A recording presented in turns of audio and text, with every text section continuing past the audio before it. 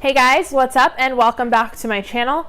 If you can hear my daughter, she is playing over here to the side, so I apologize for any background noise, but I needed to get this done so I could get this video up. I hope that you guys are having a great day.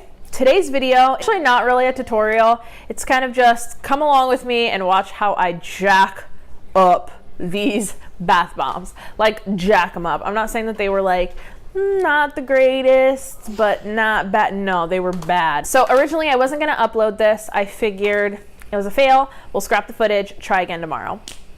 But I have a really bad habit of comparing myself to other people, and that was really apparent to me when I finished this batch. This was the third or fourth batch that I had made that were a complete fail.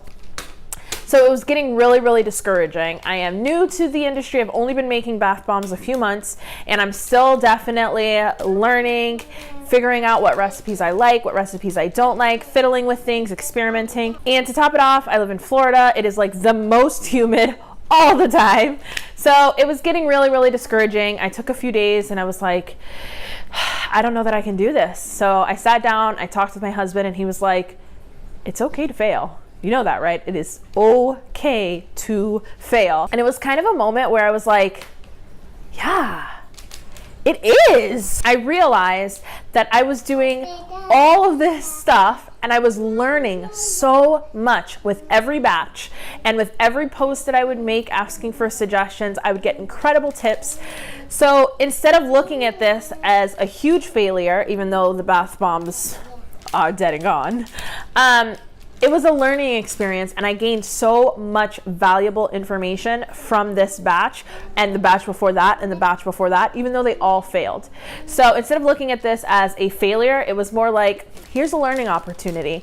And I figured I can't be the only person who struggles with this sometimes. In fact, I know that I'm not. I see it on our bath bomb boards all the time. So I decided I'm just gonna go ahead and edit this footage, put it up, so that maybe somebody who doesn't have all of the resources that I have available to me, maybe seeing that it's okay and that there are other people who are struggling just like you are, that it'll give them the push they need to say, okay, I'm failing right now, but that's okay. We're just gonna keep on trucking, and eventually we'll get there. We'll find a recipe that we love, and that's the great thing. I hope that you guys enjoyed this video, and I hope that you learned something from it. I'm gonna leave the recipe down in the description bar down below, as well as some of the tricks, tips, ideas, ways that I'm going to improve this recipe and do things differently next time so that they don't fail. So yeah, that's all I've got for you. So if you want to see this bath bomb learning experience, then just keep watching. So let's get this show on the road. First things first, baking soda, citric acid, cornstarch. All of my dry ingredients are going through a sifter. Mistake number one, I think that my citric acid has been compromised. So I did repurchase some new citric acid that just came in to see if that will help my bombs harden as well. But I'm just running everything through. I'm also going to be using less milk powder and less cornstarch, as those can contribute to softer bombs as well.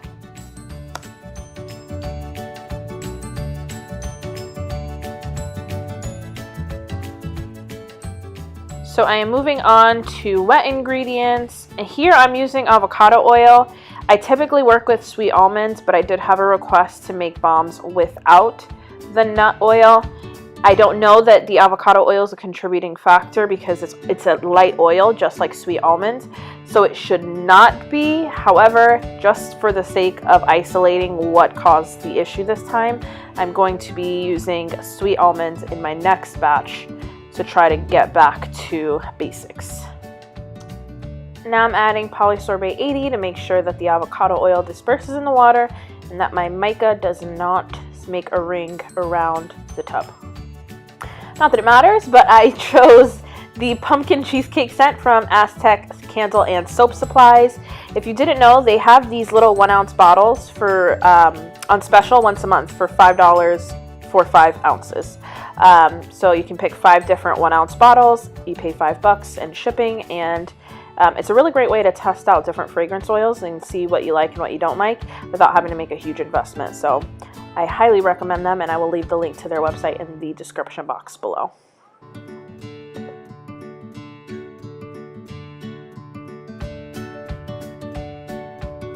my wet ingredients are mixed up, I'm gonna add colorant. So I think what really threw me off was that my intention was to do a half and half because I wanted to swirl the bath bombs, but I stuck the colorant in there before I put the oils in. So I added the colorant, and then I was like, oh crap, I needed to divide this out. So then I tried to hide it so that I could separate the white out, but then I realized that I needed to mix my oils in there. So I was like, you know what, forget it. We're just gonna do the whole thing orange. What a bummer, but it is what it is. We're just gonna roll with the punches. But I think I was so frazzled from that I continued to make mistakes the rest of the bath bomb.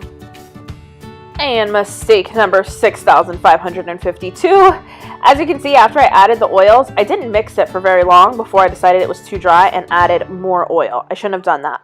I should have continued to really mix it. And if it was still really powdery and if there wasn't enough oil, then add a little bit of oil at a time versus adding a whole half a teaspoon right away and not really giving it a chance to mix well.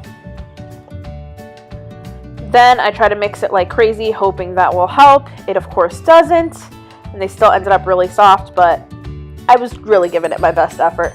Another mistake I made was because they were so wet, I didn't use a binder at all, thinking that would help them dry out. Also a big bad idea. And now we get to the fun part, molding with this ridiculously overly oiled batch. I feel so bad for myself because I know how it ends, and I was trying so hard to save this batch, and just nothing I did was gonna help it. But there I go anyway, trying my hardest to make a mold and look good and dry out. They just had no hope. Surprise, surprise, comes out of the mold. Way too much oil. My sad little bombs. Look at how my finger just easily dents it, no problem. I'm like trying to be so careful because I know that they're just way too oily. But you live and you learn, right? I learned so much from this batch, I will tell you what.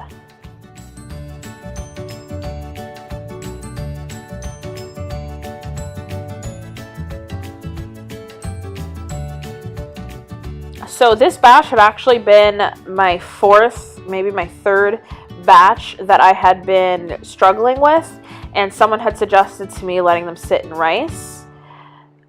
So this is me trying to help them dry out by sitting them in rice. However, you're supposed to put something over the rice because if not, it will leave little rice marks in your bomb. So if you're going to use this tip, then make sure you definitely cover the rice before you sit the bath bombs on it.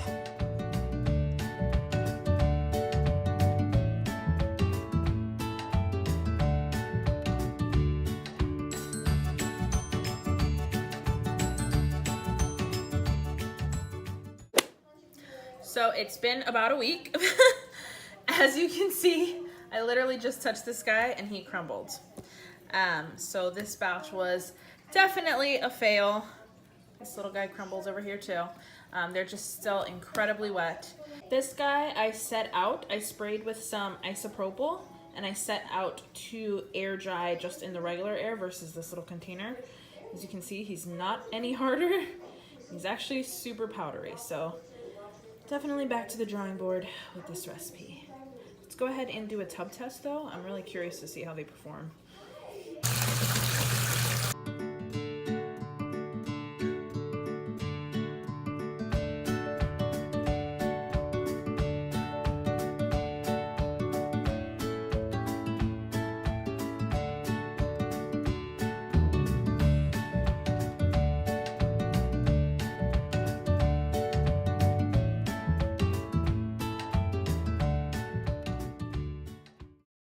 There you have it. I hope that you enjoyed this video. I hope that you learned something. I'm going to leave the recipe and some tips and tricks down below in the description box. If you have any suggestions or comments or questions or anything at all, go ahead and leave a comment and I will get back to you as soon as I can. Don't forget to hit that subscribe button if you enjoyed this video and want to see more, and I will catch you guys in the next one.